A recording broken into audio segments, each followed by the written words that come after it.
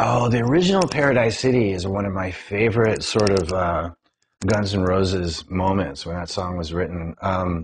It's one of my favorite Guns songs because it's heavy and it's nasty, but it's up tempo and sort of in a positive kind of, it's not all dark and Dungeons and Dragons and whatever, so it's got this really sort of up tempo, positive kind of vibe, but it's still raunchy and it's very nasty and it's got a kick-ass delivery.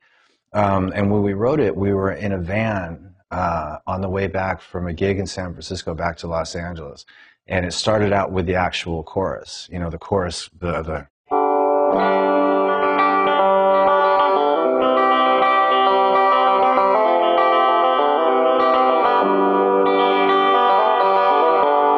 and it was one of those things where the melody came to the chords, and we were all in this van together. So started singing. I think the words came around, and then eventually, I came up with that riff, and it was just one of those songs that was totally the product of just really good times, great camaraderie between five guys, and it was really cool, and it came together really quickly.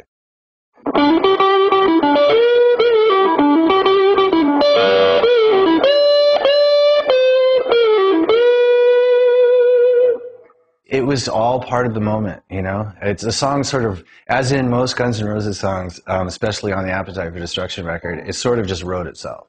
And, once everybody was jamming the chords and singing the chorus, and then that just came to mind. And there's not a lot of thinking going on, at least in the way that I do things. It's more sort of spontaneous,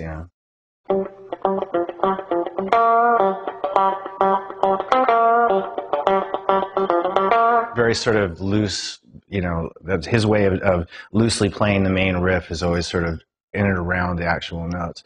And then the part that I play is...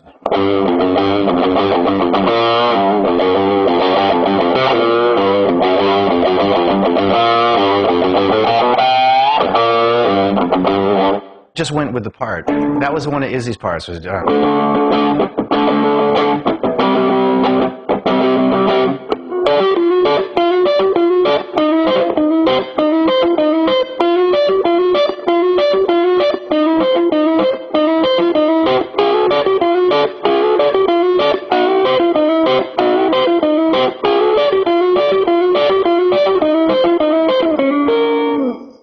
instead of using an octave pedal, which were actually few and far between back in the day, there's a few sort of commonly known ones now, but and they just didn't sound that good. So what I did is just record both parts in an octave apart. Yeah, so it's it's one of those. I thought that was sort of a cool way of doing it. There's a part of the solo where I do the same thing, so it's a little bit more genuine sounding.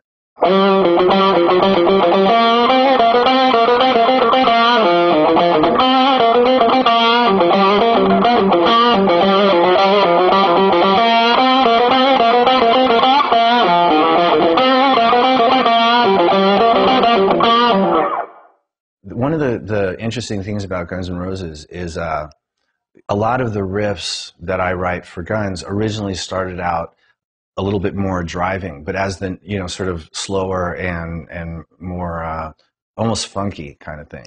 And then what happens as in all Guns N' Roses material, everything gets kicked up a notch, and that's just the way Guns N' Roses does. But I thought if I was going to redo the song, I was going to make it a little bit slower and a little heavier.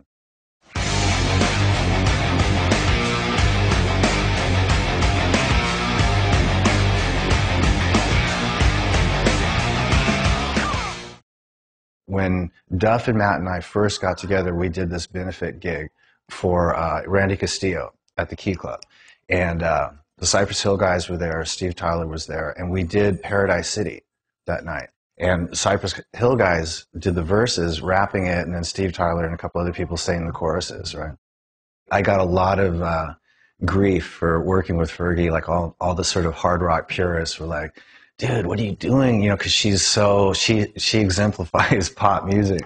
But the thing is I'd heard her sing, a couple of years ago, I heard her sing rock and roll, like amazing rock and roll vocals in what's it called? This club in LA, and she was doing a medley of Black Dog from Zeppelin, Barracuda from Heart, and Live and Let Die from Paul McCartney, Guns N' Roses, however you want to look at it. And it was amazing. So, you know, I'm always on the lookout for good rock singers, as everybody knows. And so that was one of those things where I sort of stayed in touch with her and did a few more gigs with her. And then she called me up and wanted to do Sweet Child of Mine at the Orange County Fair. And I was really sort of, you know, not sure about it, but I just knew she's got this amazing voice. So I went down there and we sound checked it, and it was just awesome. So at that point, I knew I wanted to do something with her. And since I was doing this record, I had this one song that I had actually penned for a score in a movie I was working on simultaneously with demoing the record. And it was music was set to the strip bar with these girls dancing. And so that was the piece of music that I decided would be great for Fergie to sing. And she just came at me with this great lyric and great melody. And I think everybody will sort of get why I worked with her. The Paradise City solo, what happened was, you know, like I always tried to do all the guitar parts in one day and get it solo, rhythm parts, acoustic parts, whatever this. And by the time we finished Paradise City in like the octave parts and just putting all that together, I remember I did the solo that night and was pretty petered out, and I was really bummed at myself that I hadn't captured the take that night.